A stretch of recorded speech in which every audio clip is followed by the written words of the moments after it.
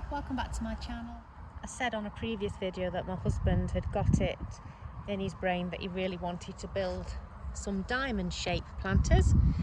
I have 3 dwarf trees, patio trees, 2 apple and 1 pear.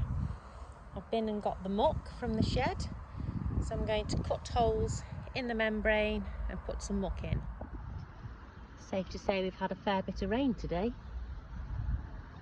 I was going to put bottoms in these plants, but I decided that the roots would probably fare better if they could dig deeper down. It'd be warmer down there than staying in the planter just itself. This is really old muck that we've got out of clearing out a trough in an old shed. Used to be a carving pen, and we've not used it for cattle for, well, we haven't carved anything on our farm for over 10 years now because we're no longer a dairy farm. So this is very old stuff, but hopefully it's just enough organic matter to not be too hot or not burn the roots of the trees, but to just give it a bit of extra goodness, give them a good start. Carry on with that. It's a good layer of muck. Just going to go and get one of the little trees just to see how high up the stem the root graft comes, because obviously I don't want to cover the root graft. This is, can't read it. Oh, it's the gala, that's the apple. This one is the mini yellow golden. So that must be the pear there. So I think I'll have the I think I'll put the red apple. No, I won't. I have a red apple this side there, so I think I'll put the red apple. I think I'll put the mini gosh, get it out, Claire, the mini golden in first. I just want to get an idea of how high up it will need to be to not cover the root graft. So it needs to be about there, so it needs plenty of soil yet. Might put a bit more muck in yet.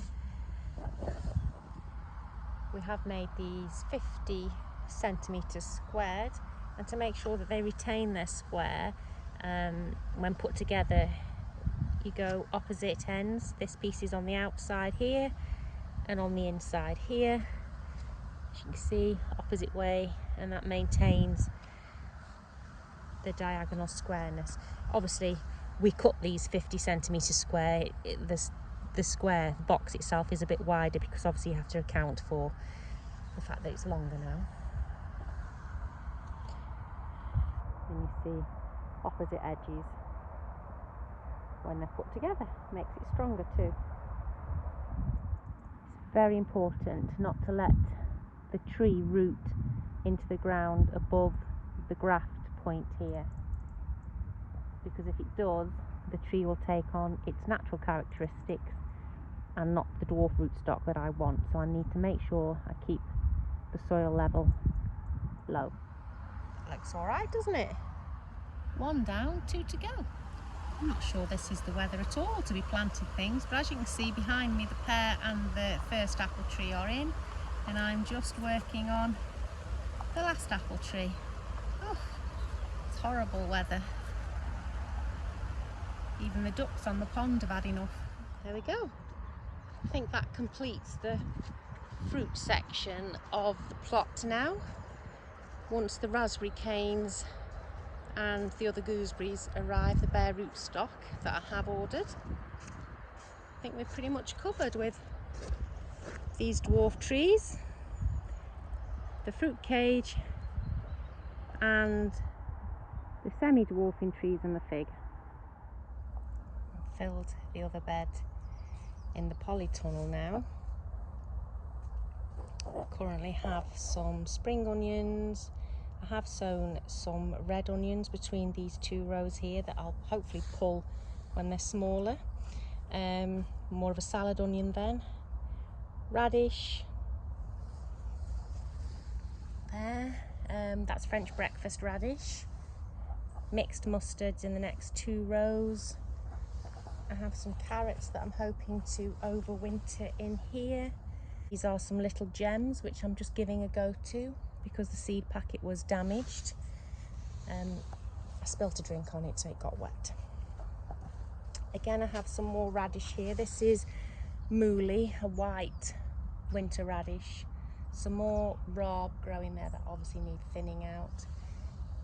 These are fruit trees for my sister. She's awaiting a fruit cage. This is my sister's plot.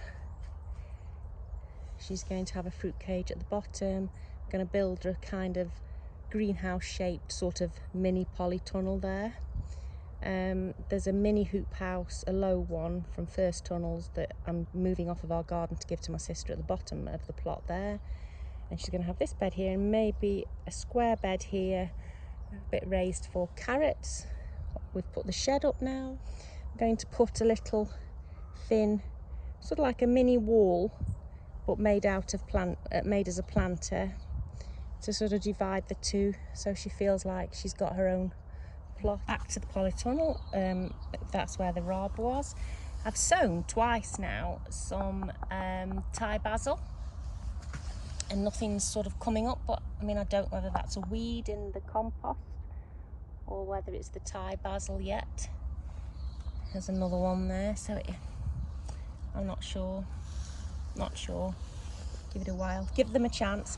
All around the back of this bed, a la Steve at the Seaside Kitchen and Allotment, I've planted some more of my red onions. They're my sister's calabrese and cauliflower. These are some winter colour to put in, but the planters we've got summer stuff in is still going strong. Cabbages, I'm overwintering in here, 2 calabrese. These are the carrots, still in the root trainers, as you can see. And then I have endives, red chicory, nothing in here. I didn't plant in here in the end, I condensed them into here. Lobjoit's lettuce, it's just starting to come up. And there's some winter alpine lettuce, which will go in the empty bed in the polytunnel when they've grown on a fair bit.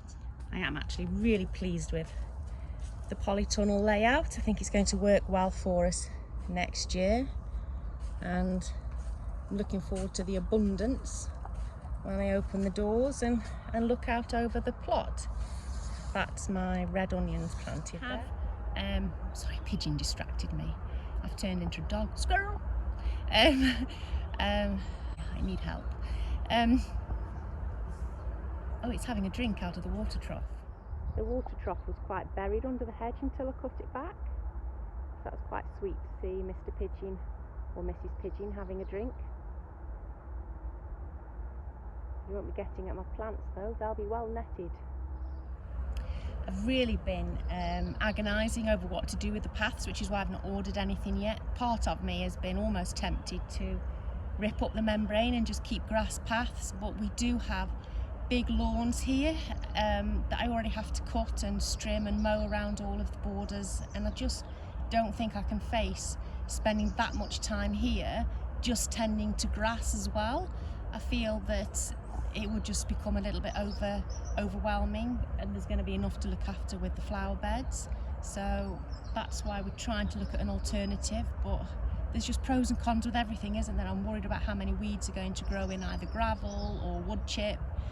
So yeah, can't decide, and I need to do something around the edges to sort of take whatever we do outside of the fence. Otherwise there's just such an easy line for the grass in the paddock to encroach back into this space. So I need to sort of probably put some hardcore outside there. Obviously extending the membrane first. Just coming down to the compost bin here, and if you look over the fence you can see my existing veg patch there. We did debate just putting an archway in and coming through this way and leaving those beds on the garden. But I think when they're empty I'm going to take them off there now. I don't want to be walking over the grass constantly, it's quite wet in the garden, so I'm not going to do that, but I will still use the greenhouse. Coming back into the wild area of the garden, doesn't everyone have one of those? And show you what's going on in here. It's my turnips and swede. I have pulled a few up and there's been some slug damage in them, so I'm not sure how successful that crop is going to be. Kale is doing well, I've been eating that, it's lovely. We have harvested a red cabbage on the end, the others are a bit slower. And the tender stem, we've been taking the smaller stems off now. These French beans were not happy when it was windy and wet at the weekend. Not quite sure why, but a lot of the beans started curling up. I was leaving this one for seed, but as you can see, it's sort of gone rusty on the plant. Nasturtiums.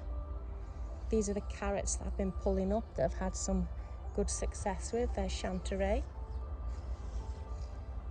Pigeons pulled the onions that were in there up. I'm letting this Lola Rosso go to seed. Quite looking forward to seeing the flower. It's not far off now. Celeriac, I think it's not doing very well, and I think that's my fault because I mulched around probably a bit too close to it, so it's stopped it bulbing up. There's another lettuce going to seed. Main crop potatoes, I've had the tops cut off now. This is the little herb area, mint and basil and rosemary in there. Oh, and some lavender at the end. This border next year will have sunflowers and other tall annuals to hide the fence a bit better. At the moment there's just some salad onions in there, some spare French beans, dwarf ones, which haven't enjoyed being there. But we did get a mole that kept running along there, so I think it's been disturbed. Sweet corn looking sad. It got blown over in the wind and it was late to mature. I don't think it's going to do anything. Japanese anemone. It's a beautiful flower. Loving these little bush sunflowers. We bought them as an end of season sale. I thought they wouldn't flower again, but they have. They've been really nice. Lawn needs cutting desperately, but it's so wet. Got some more dwarf French beans here. These got a bit scorched when it was sunny the other day. I'd left the lid sort of down a bit too far, I think.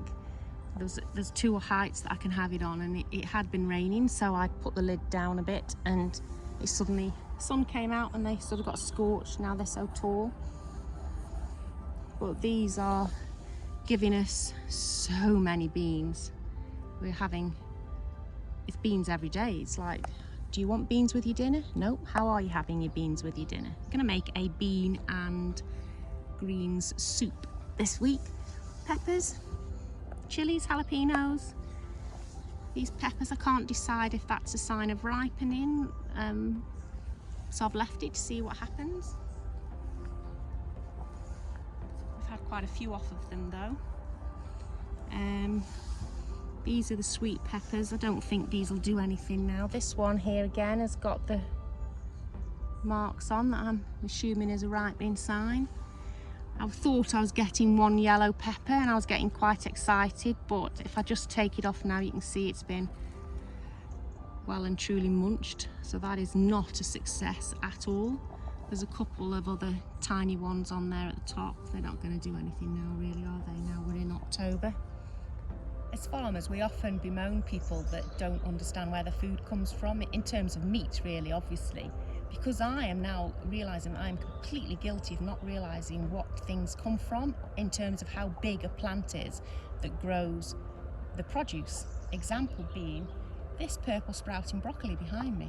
It's absolutely enormous. I'm going to have to extend the height of the cage. It's enormous. It looks very happy and healthy, but it's enormous. I've got beetroot here. They've been under EnviroMesh since I direct sowed them. We do have beet leaf miner problems if they're left uncovered. There's pak choy there. I can see one I've missed at the end that's gone to seed before I've managed to get around to eating it. This little bed here has just had the spares put in it. We called it the sad bed because everything did look sad and half dead, and now it's needing replanting and spreading out, and it looks very happy. So there's spring cabbages in here, more purple sprouting broccoli, more spring cabbages in here, so they need spreading out. I took out some of the broccoli rabe because it was just so big, and it was falling over, and it was, as you can see, it sort of damaged all of the leeks that I've planted, so I might have to pull them out yet. I'll have to see if they recover. You can see I left one at the end there and it's leaning over. It just did that in the storms. But the spring cabbage are looking healthy and I can spread them out now. Chard, perpetual spinach, looks like it's got some slug damage. More leeks growing on the end there. I'm just going to have a look at these main crops now. I'll open this first tub and just see what happens. I cut the tops off them about 2 weeks ago now due to blight. You can definitely see some potatoes. I'm hoping that's the seed potato. Let's have a look. First two. They're not looking too bad considering. They hadn't been in anywhere near long enough. So I wasn't expecting anything at all really. Obviously they'd be bigger if they'd been in. These are supposed to be Christmas potatoes. They look okay so far, no sign of mushiness on them.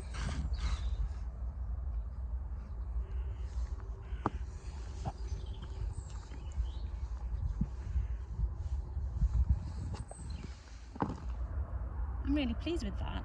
I did only put 2 seed potatoes in. They were only planted at the very beginning of July, and I cut the tops off, as I say, a good couple of weeks ago now. It might be longer than that actually. I didn't expect anything at all because they were really very affected by blight. So to get some usable crop out of them, I'm taking that as a win really. I'm going to grow Sarcomera next year and hope for a better experience. And obviously I'm not going to plant them quite so late. And let's hope that it's not such a wet summer next year. I'll leave you now with one of our farm cats called Beauty overlooking my harvest basket. Thank you for watching this video. I'll catch you in the next one. Bye.